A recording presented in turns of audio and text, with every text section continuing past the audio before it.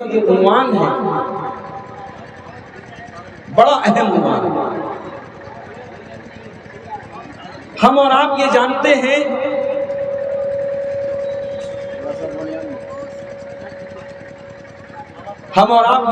ہیں کہ دنیا میں دو طریقے کے لوگ ہوتے ہیں۔ ایک وہ لوگ ہوتے ہیں جو محنت کرتے ہیں اور محنت کرنے کے بعد ان کی محنت کا پھل ان کو ملتا ہے، اور دوسرے ٹائپ کے وہ لوگ ہوتے ہیں جو محنت نہیں کرتے، کام نہیں کرتے، تو جب کام کرتے ہی نہیں تو ان کو پھل کہاں سے ملے گا؟ ان کو کوئی پھل بھی نہیں ملتا۔ مگر ایک تیسرے ٹائپ کے لوگ بھی ہوتے ہیں جو محنت کرتے ہیں، کام کرتے ہیں، مگر جب ان کی محنت کا پھل ملنے کا ٹائم آتا ہے تو ان کی ساری محنت کے اوپر پانی پھر جاتا ہے۔ کسان ہے، اپنی زمین کو تیار کرتا ہے، اس میں بیج ڈالتا ہے، زمین کے اندر جو بھی پروسیس ہے کھیتی کا وہ سارا پروسیس کرتا ہے، کھیتی میں پانی کی سینچائی کا پورا انتظام کرتا ہے، اور سارا انتظام اور ساری محنت کرنے کے بعد جب پیداوار کا ٹائم آتا ہے، جب اس کھیتی کو کاٹنے کا ٹائم آتا ہے، تب کیا ہوتا ہے؟ تب پتہ یہ چلتا ہے کہ کسان کو اس کی محنت کا کوئی پھل نہیں ملا، ساری کھیتی اس کی تباہ ہو گئی، ساری کھیتی اس کی برباد ہو گئی۔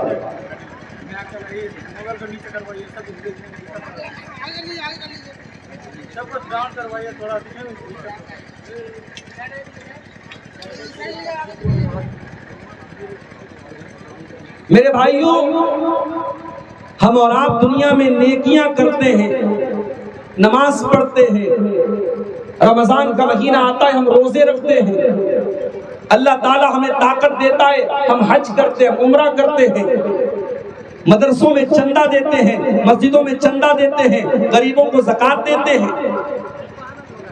ذرا سوچو میرے بھائی، کل قیامت کے دن اللہ کی بارگاہ میں اگر اللہ تعالیٰ یہ فیصلہ سنا دے، میرے بندے جو تو نمازیں پڑھ کے آیا ہے، جو تو روزے رکھ کر کے آیا ہے، جو تو زکوٰۃ دے کر کے آیا ہے، جو تو نے چندہ دیا ہے، جو تو نے دان خیرات کیا ہے، میرے بندے تیری ساری نیکیاں اب تیرے نام اعمال میں نہیں لکھی جائیں گی، ان کو کاؤنٹ نہیں کیا جائے گا، ان کو شمار نہیں کیا جائے گا، تیری نیکیاں تیرے کام نہیں آئیں گی۔ سوچو وہ کتنا بڑا بد نصیب انسان ہوگا۔ ایک انسان نماز پڑھتا ہی نہیں ہے، کل قیامت کی اس کو بھی کوئی ثواب نہیں ملے گا۔ ایک انسان رمضان کے روزے نہیں رکھتا ہے، ظاہر اس کو روزے کا ثواب نہیں ملے گا۔ زکوٰۃ نہیں دیتا ہے، زکوٰۃ کا ثواب نہیں ملے گا۔ حج اور عمرہ نہیں کیا، اس کا ثواب نہیں ملے گا۔ لیکن میرے بھائیوں، جس نے یہ سارے نیکی کے کام کیے، اس کے باوجود اس کو اپنی نیکیوں کا ثواب نہ ملے، اس سے بڑا بد نصیب کون ہوگا؟ اس سے بڑا بد نصیب کون ہوگا؟ اللہ نے فرمایا قُلْ هَلْ نُنَبِّئُكُمْ بِالْأَخْسَرِينَ أَعْمَالًا الَّذِينَ ضَلَّ سَعْيُهُمْ فِي الْحَيَاةِ الدُّنْيَا وَهُمْ يَحْسَبُونَ أَنَّهُمْ يُحْسِنُونَ صُنْعًا۔ اے نبی آپ کہہ دیجئے، اے نبی آپ بتا دیجئے، سب سے زیادہ عمل کے اعتبار سے خسارہ اٹھانے والے، نقصان اٹھانے والے وہ لوگ ہیں جن کی ساری نیکیاں برباد ہو جائیں گی۔ وہ تو یہ سمجھتے رہے کہ ہم نیکی کے کام کر رہے ہیں، ہم اچھے کام کر رہے ہیں، مگر اللہ کی بارگاہ میں ان کی کسی نیکی کا ثواب ان کو نہیں ملے گا، ساری نیکیاں ان کی برباد ہو جائیں گی، اللہ کیا وہ زیرو ہو جائیں گے۔ ایسا کیوں ہوگا؟ اولئک الذین کفروا بآیات ربہم ولقائہ فحبطت اعمالہم، یہ وہ لوگ ہوں گے جنہوں نے اللہ کی آیتوں کا انکار کیا، جنہوں نے اللہ سے ملنے کا انکار کیا، اللہ نے ان کے عمل کو برباد کر دیا۔ فلا نقیم لہم یوم القیامۃ وزنا، قیامت کے دن اللہ کے ترازو پر ان کی کسی نیکی کا کوئی ویلو نہیں ہوگا، ان کی کسی نیکی کا کوئی وزن نہیں ہوگا۔ جانتے ہو دنیا میں سب سے خطرناک ترازو کس کا ہوتا ہے؟ سونار کا ہوتا ہے۔ سونار کے آپ جاتے ہیں، ہماری مائیں بہنیں جو ناک میں نتھیا پہنتی ہیں، سونار کے ترازو پر وہ ناک کی نتھیا بھی اگر رکھ دیں تو ترازو بتا دیتا ہے کہ وہ نتھیا کتنے گرام کا ہے۔ گرام کا بھی جو ہزارواں حصہ ہوتا ہے ملی گرام، سونار کا ترازو بتا دیتا ہے کہ وہ ناک کی نتھیا کتنے ملی گرام۔ اللہ کا ترازو کیسا ہوگا میرے بھائی؟ اللہ کا ترازو کیسا ہوگا؟ اللہ کا ترازو تو ایسا ہوگا وَمَن يَعْمَلْ مِثْقَالَ ذَرَّةٍ خَيْرًا يَرَهُ وَمَن يَعْمَلْ مِثْقَالَ ذَرَّةٍ شَرًّا يَرَهُ۔ تم نے دنیا میں ذرہ برابر بھی اگر کوئی نیکی کا کام کیا ہوگا، تم نے ذرہ برابر کوئی گناہ کا کام کیا ہوگا، اللہ کے ترازو پر سب نظر آئے گا، اللہ کے میزان پر سب نظر آئے گا، نہ ذرہ برابر نیکی چھپ پائے گی، نہ ذرہ برابر گناہ چھپ پائے گا۔ اللہ کا ترازو ایسا ہوگا۔ لیکن کچھ بدنصیب ایسے ہوں گے جن کی نیکیاں کل قیامت کے دن برباد ہو جائیں گی، ان کی نیکیاں ان کے کام نہیں آئیں گی، اور اللہ کے ترازو پر جب ان کے اعمال کو تولا جائے گا تو زیرو لکھا ہوگا کہ ان کے عمل کا وزن کتنا ہے؟ زیرو ہے، ان کے کسی عمل کا ان کو ثواب ملنے والا نہیں۔ اب آج کی میری تقریر کا جو ٹاپک ہے وہ یہی ہے کہ وہ کون سی ایسی چیزیں ہیں جو ہمارے عمل کو برباد کر دیتی ہے، ہمارے عمل کو ڈسٹرائے کر دیتی ہے، ہمارے عمل کو نشٹ کر دیتی ہے، اور قیامت کے دن ہماری نیکیاں ہمارے کام نہیں آئیں گی۔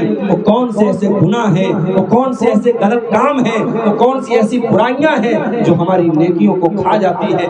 بڑا اہم ٹاپک ہے، مجھے معلوم ہے رات کے 2 بج رہے ہیں، آپ کو یہ ٹائم تقریر سننے سنانے کا نہیں ہے، یہ آرام کا وقت ہے، یہ سونے کا وقت ہے، مگر کچھ مجبوری آپ کی ہے، کچھ مجبوری میری ہے، کچھ مجبوری جلسے والوں کی ہے۔ مجھے 2 بجے رات میں بٹھایا گیا ہے۔ میں چاہتا ہوں جتنے لوگ پنڈال کے نیچے بیٹھے ہیں، اگر آپ غور سے آج کی تقریر سن کے جائیں گے، انشاءاللہ میں گارنٹی کے ساتھ کہتا ہوں، اب میں یہ تو نہیں کہتا کہ آپ کس سے کہانی لے کے جائیں گے، آپ کوئی چٹکلا اور لطیفہ لے کے جائیں گے، کچھ کام کی باتیں میں آپ کو دوں گا۔ اگر آپ غور سے پوری تقریر کو سنیں گے، چند ایسی باتیں آپ کے سامنے بیان کروں گا جو ہماری نیکیوں کو برباد کر دیتی ہے، اور اگر ہم نے غور سے تقریر کو سن لیا اور ہم نے ان چیزوں سے اپنے آپ کو بچا لیا تو انشاءاللہ ہم دنیا اور آخرت دونوں میں کامیاب ہیں۔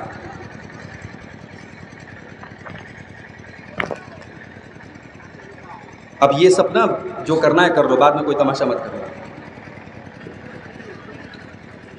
تو ہم ان گناہوں کی بات کریں گے میرے بھائی جو گناہ ہماری نیکیوں کو ختم کر دیتے ہیں، نشٹ کر دیتے ہیں، برباد کر دیتے ہیں۔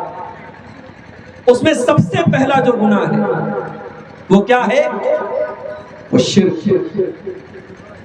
اگر انسان مشرک ہے، اگر اللہ کے ساتھ وہ کسی کو شریک کر رہا ہے، اللہ کے علاوہ کسی اور کے در پہ سر جھکا رہا ہے، اللہ کے علاوہ کسی اور سے ڈرتا ہے، کسی اور کے اوپر بھروسہ کرتا ہے، مشرک ہے ایک انسان۔ حج کرتا رہے وہ، عمرہ کرتا رہے وہ، نماز پڑھتا رہے وہ، اللہ کیا اس کی نیکیوں کا کوئی مطلب نہیں۔ وَمَن يَكْفُرْ بِالْإِيمَانِ فَقَدْ حَبِطَ عَمَلُهُ وَهُوَ فِي الْآخِرَةِ لَمِنَ الْخَاسِرِينَ۔ جو انسان کافر ہو جائے، جو ایمان کا راستہ چھوڑ کر کے کفر کا راستہ اپنا لے، توحید کا راستہ چھوڑ کر کے شرک کا راستہ اپنا لے، اللہ فرماتا ہے وَمَن يَكْفُرْ بِالْإِيمَانِ فَقَدْ حَبِطَ عَمَلُهُ، اس کے تمام کے تمام اعمال برباد ہو جائیں گے، اس کی کوئی نیکی اس کے کام نہیں آئے گی، مشرک کا کوئی عمل اس کے کام آنے والا نہیں۔ اللہ تعالیٰ نے سورۃ الانعام کے اندر 18 نبیوں کا ذکر کیا، 18 پیغمبروں کا ذکر کیا، اور 18 نبیوں کا ذکر کرنے کے بعد اللہ نے فرمایا وَلَوْ أَشْرَكُوا لَحَبِطَ عَنْهُمْ مَا كَانُوا يَعْمَلُونَ۔ ہمارے 18 پیغمبر بھی اگر شرک کرتے، اگر یہ بھی شرک کرتے، اگر یہ اللہ کے ساتھ کسی اور کو ساجی بناتے تو ان کی بھی نیکیاں برباد ہو جاتی۔ حالانکہ ہم جانتے ہیں اللہ کے نبیوں نے کبھی شرک نہیں کیا اور کر بھی نہیں سکتے، مگر اللہ تعالیٰ نے سمجھانے کے لیے کہ شرک کتنی خطرناک چیز ہے، اللہ نے فرمایا اگر ہمارے نبیوں نے بھی شرک کیا ہوتا تو ان کی نیکیاں برباد ہوتی۔ اور آگے بڑھیے، قرآن کا 24واں پارہ کھولیے، سورہ زمر میں اللہ فرماتا ہے وَلَقَدْ أُوحِيَ إِلَيْكَ وَإِلَى الَّذِينَ مِن قَبْلِكَ لَئِنْ أَشْرَكْتَ لَيَحْبَطَنَّ عَمَلُكَ وَلَتَكُونَنَّ مِنَ الْخَاسِرِينَ۔ اے نبی، اے میرے پیارے نبی، اے میرے پیارے حبیب، اگر آپ نے بھی شرک کر دیا ہم یہ نہیں دیکھیں گے کہ آپ ہمارے نبی ہیں، ہمارے آخری نبی ہیں، ہمارے محبوب نبی ہیں، ہمارے پیارے نبی ہیں۔ اے نبی اگر آپ نے بھی شرک کر دیا آپ کی ساری نیکیاں برباد ہو جائیں گی اور آپ بھی اللہ تعالیٰ کیا خسارہ اٹھانے والے، نقصان اٹھانے والوں میں سے ہو جائیں گے۔ اتنا خطرناک گناہ ہے شرک، اور آج کا مسلمان اس کو اپنے ناک کا میل سمجھتا ہے۔ کتنے مسلمان ہیں بڑے آرام سے، بڑے دھڑلے سے شرک کرتے ہیں۔ اللہ کا شکر ہے آپ کا علاقہ بہت حد تک سیف ہے شرک سے۔ آپ ہمارے یو پی میں چلے جائیں، ہر گلی میں، ہر نگر میں آپ کو کوئی نہ کوئی شرک کا اڈا مل جائے۔ بہار کے اندر ایک علاقہ ہے سہسرام، چلے جائیے گیا کے روٹ پر آپ کو مل جائے گا۔ سہسرام کے اندر بھی آپ کو، بہار کا شہر ہے مگر آپ کو ہر محلے میں 2-4 مزارات اور قبریں مل جائیں گی جہاں چادر چڑھائی جا رہی ہے اور لوگ وہاں جا کر کے سجدہ کریں گے۔ کبھی آپ اگر یہاں سے دلی جائیں گے، کٹیہار سے اگر آپ دلی کا سفر کریں گے اور آپ کی ٹرین اگر فیض آباد اور ایودھیا والے روٹ سے جا رہی ہوگی، راستے میں ایک اسٹیشن پڑتا ہے اکبر پور، آپ کو کچھ ایسے مسافر ملیں گے جو اکبر پور سے اتریں گے اور چڑھیں گے، ان کے ہاتھ میں پانی کے ڈرم ہوں گے۔ ان سے پوچھے گا بھائی اس میں کیا بھرا ہوا ہے؟ وہ کہیں گے کچھوچا شریف کی مزار کا پانی بھرا ہوا ہے۔ مزار کو دھویا جاتا ہے، قبر کو دھویا جاتا ہے، اور وہ دھویا ہوا گندا پانی وہ پانی کے ڈرم میں بھر بھر کے لاتے ہیں اور یہ سمجھتے ہیں کہ اس سے ہمارے بیماروں کو شفا مل جائے گی اور اس سے ہمیں برکت ملے گی اور اس سے ہمیں فائدہ ملے گا۔ یہ آج کے مسلمان کا عقیدہ ہے میرا۔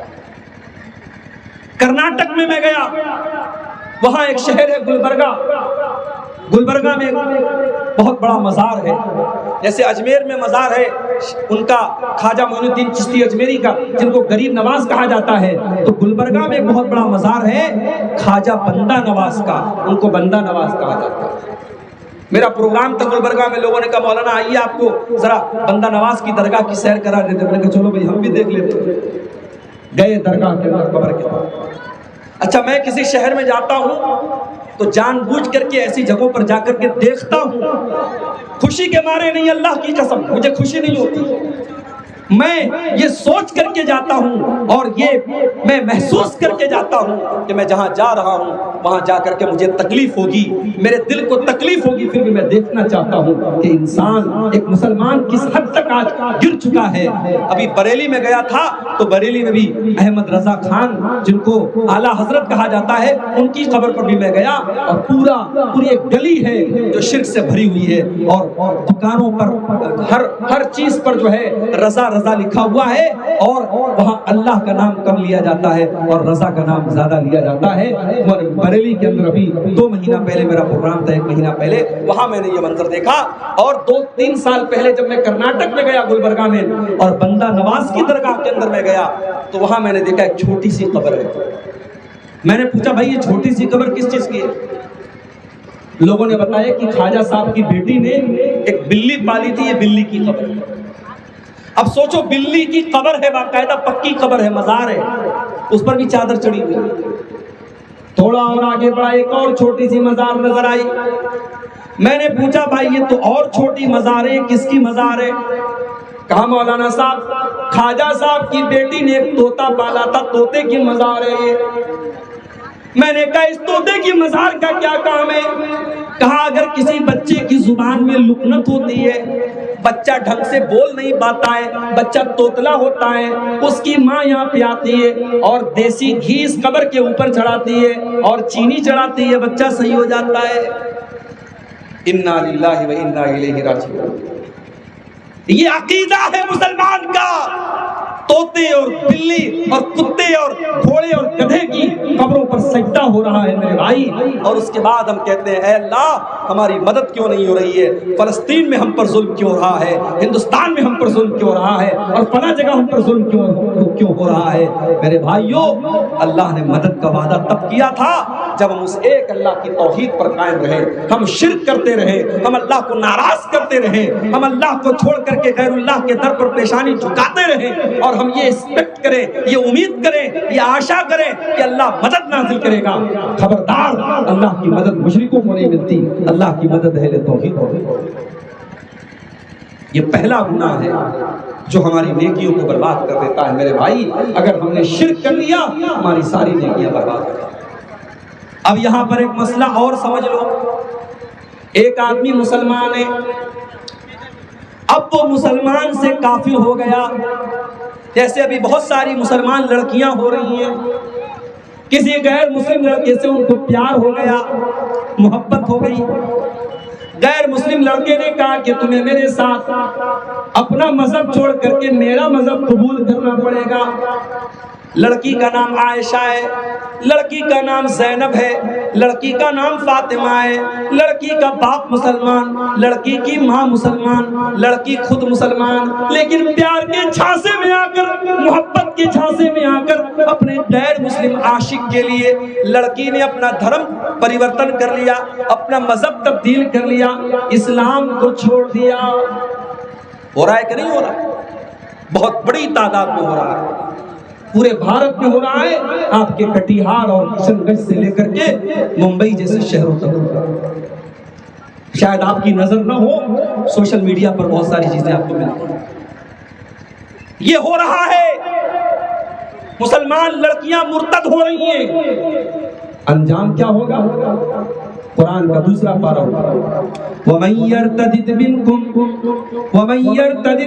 عَنْ دِينِهِ فَيَمُتْ وَهُوَ كَافِرٌ فَأُولَٰئِكَ حَبِطَتْ أَعْمَالُهُمْ فِي الدُّنْيَا وَالْآخِرَةِ وَأُولَٰئِكَ أَصْحَابُ النَّارِ هُمْ فِيهَا خَالِدُونَ۔ جو بھی مرتد ہو جائے گا، جو اسلام کو چھوڑ کر کے کوئی اور مذہب کو قبول کر لے گا، جو اسلام کو چھوڑ کر کے کوئی اور دھرم سویکار کر لے گا اور اسی حالت میں وہ مر جائے گا، اللہ کا اعلان ہے وہ دنیا میں بھی خسارہ اٹھائے گا اور آخرت میں بھی خسارہ اٹھائے گا، وہ ہمیشہ ہمیشہ جہنم میں رہے گا۔ مرتد کا ٹھکانہ جہنم ہے۔ اسلام کو چھوڑ کر کے کوئی اور مذہب قبول کرنے والا، اسلام کے اندر آنے کے بعد کوئی اور مذہب قبول کرنے والا، اس کی کوئی نیکی اللہ تعالیٰ کے کام نہیں دے گی، وہ برباد ہو جائے گا میرے بھائیوں۔ اور آج افسوس کی بات ہے، ہماری کتنی مسلمان بہنیں ہیں اور کتنے مسلمان ہمارے بھائی ہیں جو آج مرتد ہو رہے ہیں۔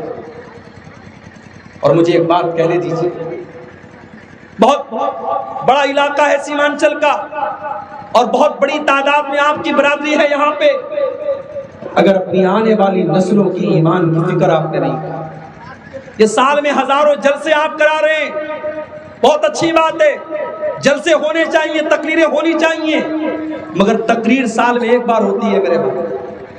آپ کے بچوں کو دین کی تعلیم کنٹینیو ملنی چاہیے۔ آپ کا بچہ، آپ کی بچی کانوینٹ اسکول میں پڑھ رہا ہے، آپ کی لڑکی کالج میں پڑھ رہی ہے، اسے دین کے نام پر کوئی معلومات نہیں ہے اور اسے کوئی دین کی بات بتانے والا نہیں، اس نے کبھی مدرسے کا منہ نہیں دیکھا، کبھی مولانا صاحب سے اس نے نہیں پڑھا، کبھی قرآن نہیں پڑھا، کبھی حدیث نہیں پڑھی۔ آپ کا وہ لڑکا اور لڑکی کل جب جوان ہوگا تو میڈیا کی وجہ سے، سوشل میڈیا کی وجہ سے، انٹرنیٹ کی وجہ سے دھیرے دھیرے اس کے دماغ کو دین سے دور کر دیا جائے گا، اللہ سے دور کر دیا جائے گا، اور اس بات کا ڈر ہے کہ آپ کی آنے والی نسلیں دین سے دور ہو جائیں گی۔ اس لیے اپنے بچوں کی فکر کرو، اپنی آنے والی نسلوں کی فکر کرو، اپنے بچوں کو توحید سکھاؤ، اپنے بچوں کو شرک سے بچاؤ۔ حضرت ابراہیم علیہ السلام اللہ کی بارگاہ میں دعا کرتے ہیں وَجُنُبْنِي وَبَنِيَّ أَن نَّعْبُدَ الْأَصْنَامَ، اے اللہ تو مجھے اور میرے بچوں کو شرک سے بچانا، اے اللہ میرے بچوں کو شرک کبھی نہ کرنے دینا، اے اللہ میرے بچوں کو توحید کے اوپر قائم رکھنا۔ ابراہیم دعا کر رہے ہیں، اللہ کے خلیل دعا کر رہے ہیں۔ اور آگے بڑھیے، ابھی آج کل آپ ایک لفظ بہت زیادہ سن رہے ہوں گے، اسرائیل۔ یہ اسرائیل کس کا نام تھا؟ میں علماء سے نہیں پوچھتا، عوام سے پوچھتا ہوں، عوام میں سے کوئی بتائے اسرائیل کس کا نام تھا؟ بولو بھائی، بہت تقریر سنی آپ لوگوں نے، علماء جواب نہیں دیں گے، عام آدمی جواب دے۔ اسرائیل کس کا نام ہے؟ کس کا نام ہے؟ بولو بھائی ریکارڈنگ والوں، کوئی بتائے اسرائیل کس کا نام تھا؟ کس کا نام تھا؟ نہیں۔ اور کوئی بتائے اسرائیل کس کا نام تھا؟ کیا تقریر سنتے ہو بھائی؟ اسرائیل حضرت یعقوب علیہ السلام کا نام تھا۔ حضرت یعقوب علیہ السلام کا نام اسرائیل تھا، اور انہی کے 12 بیٹوں سے 12 قبیلے بنے تھے جن کو بنی اسرائیل کہا جاتا ہے۔ اور یہ جو یہودی ہیں یہ اسی نسل سے چلے آ رہے ہیں، اسی لیے انہوں نے انہوں نے جو ملک بنایا اس کا نام اپنے باپ کے نام پہ اسرائیل کے نام پہ رکھا۔ تو اسرائیل کوئی خراب نام نہیں ہے، یہ تو نبی کا نام ہے، یہ تو نبی کا نام ہے۔ یہ الگ بات ہے کہ اتنے بڑے نبی کے نام پر انہوں نے اپنے دیش کا نام بنایا اور زبردستی فلسطینیوں کے ملک پر قبضہ کر کے بنایا، اور پھر دھیرے دھیرے ان کے اور بھی علاقوں پر قبضہ کرتے چلے گئے، اور آج جن کی زمین پر قبضہ کیا اور جن کے دیش میں ان کو آج سے 60 سال 70 سال پہلے پناہ ملی، وہی یہ ظلم و ستم کر رہے ہیں، فلسطینیوں کو مار رہے ہیں۔ اور آج آپ دیکھیں ایک ہاسپٹل پر اسرائیل نے حملہ کیا ہے، اور ہاسپٹل میں 500 لوگوں کے مرنے کی خبر آ رہی ہے، اور جو لوگ مرے ہیں ان کی لاشیں آپ دیکھیں گے تو شاید آپ اپنے آنسوؤں کو روک نہیں پائیں گے۔ بھائیو، اللہ ہمارے بھائیوں کی مدد کرے، بس ہم یہ دعا کر سکتے ہیں۔ تو حضرت یعقوب علیہ السلام کا نام اسرائیل تھا، ان کے 12 بیٹے تھے، اور انہی 12 بیٹوں میں 2 بیٹے الگ ماں سے تھے اور 10 بیٹے الگ ماں سے تھے۔ جو 2 بیٹے الگ ماں سے تھے، ایک بیٹے کا نام تھا یوسف اور دوسرے بیٹے کا نام تھا بنیامین۔ ابھی اسرائیل کا جو راشٹرپتی ہے اس کا نام بھی کیا ہے؟ نتن بنجامین۔ وہ بنجامین جو بولتے ہیں نا وہی بنیامین ہے، تو بنیامین کے نام پر بھی اپنے بچوں کا نام وہ رکھا۔ تو حضرت یعقوب علیہ السلام کا جب آخری ٹائم آیا، ان کے مرنے کا ٹائم آیا، تو انہوں نے اپنے 12 بچوں کو بلایا۔ ہمارے یہاں جب کسی کا مرنے کا ٹائم آتا ہے تو بچوں کو بلا کر کے وہ کیا پوچھتا ہے؟ اپنی زمین کے بارے میں بات کرتا ہے، اپنی جائیداد کے بارے میں بات کرتا ہے، اپنے روپیے پیسے کے بارے میں بات کرتا ہے۔ لیکن میرے پیارے ساتھیوں، حضرت یعقوب علیہ السلام کا آخری ٹائم میں اپنے 12 بیٹوں کو انہوں نے بلایا۔ قرآن کہتا ہے ام کنتم شہداء اذ حضر یعقوب الموت اذ قال لبنیہ ما تعبدون من بعدی۔ حضرت یعقوب علیہ السلام نے اپنے 12 بیٹوں سے سوال کیا، اے میرے بچوں بتاؤ تم میرے مرنے کے بعد کس کی عبادت کرو گے؟ قالوا نعبد الہک وَإِلَٰهَ آبَائِكَ إِبْرَاهِيمَ وَإِسْمَاعِيلَ وَإِسْحَاقَ إِلَٰهًا وَاحِدًا وَنَحْنُ لَهُ مُسْلِمُونَ۔ 12 بیٹوں نے جواب دیا، اے ابا جان، ہم آپ کے مرنے کے بعد اسی ایک اللہ کی عبادت کریں گے جس کی عبادت آپ کرتے ہیں اور جس کی عبادت ہمارے باپ دادا کیا کرتے تھے۔ ہمارے یہاں کوئی باپ اگر پوچھے اپنے بچوں سے تو لوگ مذاق اڑائیں گے، یار یہ کون سا سوال ہے کہ میرے بعد کس کی عبادت کروں؟ مگر یعقوب علیہ السلام اپنے 12 بیٹوں سے یہ وصیت کر کے جا رہے ہیں، میرے بعد کس کی عبادت کروں؟ پتہ یہ چلا اپنی آنے والی نسلوں کی توحید کی حفاظت کرنا، ان کے عقیدے کی حفاظت کرنا، یہ ہماری ذمہ داری ہے۔ اسی لیے میں کہتا ہوں کہ ان مدرسوں کو حقیر مت سمجھو، یہ مدرسے ہیں تو تمہارا ایمان محفوظ ہے، یہ مدرسے ہیں تو قرآن کریم کی اللہ حفاظت کر رہا ہے، یہ مدرسے ہیں تو تمہاری حدیثیں محفوظ ہیں، یہ مدرسے ہیں تو تمہارا وجود محفوظ ہے۔ جس دن یہ رہس ہے مدرسے بھی ختم ہو گئے، اللہ کی قسم تمہیں ایمان اور اسلام بتانے والا تو یہ پہلی چیز ہے میرے بھائیوں جو ہماری نیکیوں کو برباد کر دیتی ہے۔ اگر کوئی شرک کرے گا تو اس کی ساری نیکیاں برباد ہو جائیں۔ اور آگے بڑھیے، نیکیوں کو برباد کر دینے والی دوسری چیز ریاکاری، دکھاوا۔ ایک انسان اگر دکھاوے کے لیے نماز پڑھتا ہے، دکھاوے کے لیے روزہ رکھتا ہے، دکھاوے کے لیے حج کرتا ہے، دکھاوے کے لیے دان خیرات کرتا ہے، کوئی بھی کام وہ دکھاوے کے لیے کرتا ہے، اس کی وہ نیکی اللہ تعالیٰ کیا برباد کر دی جائے گی۔ قرآن کا 30واں پارہ اٹھاؤ، فَوَيْلٌ لِّلْمُصَلِّينَ الَّذِينَ هُمْ عَنْ صَلَاتِهِمْ سَاهُونَ الَّذِينَ هُمْ يُرَاءُونَ وَيَمْنَعُونَ الْمَاعُونَ۔ بربادی ہے، ویل ہے، جہنم ہے نماز پڑھنے والوں کے لیے جو نماز تو پڑھتے ہیں مگر اللہ تعالیٰ کے لیے نہیں پڑھتے، کسی کو دکھانے کے لیے پڑھتے ہیں، کسی کو شو کرنے کے لیے پڑھتے ہیں۔ نماز اس لیے پڑھتے ہیں تاکہ گاؤں والوں کی نظر میں نیک بن جائیں، محلے والوں کی نظر میں نیک بن جائیں۔ فَوَيْلٌ لِّلْمُصَلِّينَ الَّذِينَ هُمْ عَنْ صَلَاتِهِمْ سَاهُونَ، جو اپنی نماز سے غافل ہیں، الَّذِينَ هُمْ يُرَاءُونَ، جو دکھاوے کے لیے نماز پڑھتے ہیں۔ چندہ دیتے ہیں آپ، اسٹیج پر نام بولا جاتا ہے، کوئی حرج کی بات نہیں ہے، بولا جا سکتا ہے، لیکن آپ کے دل میں کیا چل رہا ہے؟ اگر آپ کے دل میں یہ چل رہا ہے کہ مولوی صاحب میرے نام کا اعلان کریں، دنیا کو پتا چل جائے میں نے 1 لاکھ چندہ دیا، اللہ کو خوش کرنے کے بجائے پبلک کو خوش کرنے کی اگر نیت ہے تو کان کھول کر کے سن لو، آپ کا دان، آپ کا چندہ، آپ کی زکوٰۃ، آپ کی خیرات برباد ہو سکتی ہے، برباد ہو سکتی ہے۔ یا ایھا الذین آمنوا لا تبطلوا صدقاتکم بالمن والعذى کالذی ينفق مالہ رئاء الناس۔ اے ایمان والو، جب صدقہ کیا کرو، جب دان دیا کرو تو احسان مت جتا کے دیا کرو، تکلیف دے کر کے مت دیا کرو۔ کالذی ينفق مالہ رئاء الناس، جیسے وہ لوگ اللہ کی راہ میں دان دیتے ہیں، جو لوگوں کو دکھانے کے لیے دیتے ہیں، جو اللہ کے اوپر ایمان نہیں رکھتے، جو قیامت کے دن کے اوپر ایمان نہیں رکھتے، وہ تو بس لوگوں کو دکھانے کے لیے دان خیرات کرتے ہیں۔ اگر آپ کی دان خیرات لوگوں کو دکھانے کے لیے ہے تو میرے بھائیوں آپ کا پیسہ اللہ تعالیٰ کیا کام نہیں آئے گا، آپ کی نیکیوں کے اکاؤنٹ میں وہ نیکی نہیں لکھی جائے گی، وہ برباد ہو جائے گی۔ اور آگے بڑھیے، اللہ کے نبی فرماتے ہیں صلی اللہ علیہ وسلم، قیامت کے دن سب سے پہلے 3 لوگوں کا فیصلہ کیا جائے گا۔ ان اول الناس یقضی یوم القیامہ، قیامت کے دن سب سے پہلے 3 لوگوں کا فیصلہ کیا جائے گا۔ سب سے پہلا انسان جو دنیا میں اللہ کی راہ میں شہید ہوا تھا، جو جنگ کے میدان میں لڑ رہا تھا، جنگ کے میدان میں لڑتے لڑتے شہید ہوا تھا، اس کو اللہ تعالیٰ بلائے گا، اس سے اللہ پوچھے گا میں نے تجھ کو طاقتور بنایا، میں نے تجھ کو باڈی بلڈر بنایا، میں نے تجھ کو لڑنے کا ہنر سکھایا، تو نے کیا کیا؟ دیکھو، باڈی انسان کے شریر کا مضبوط ہونا یہ بھی بہت بڑی نعمت ہے اللہ کی۔ یہ جو ہمارے نوجوان گٹکھا کھاتے ہیں، سگریٹ